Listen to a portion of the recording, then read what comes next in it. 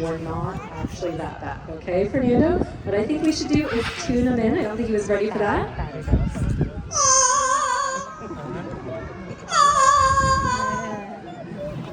Right on key. Are you guys ready for this?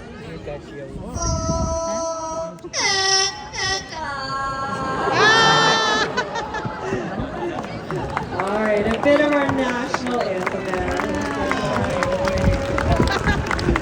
Now, we certainly do not have parrots native to our country, but the thing is, all the ones you're meeting here today have proudly hatched here in Canada. Fernando would love to sing that for you one more time.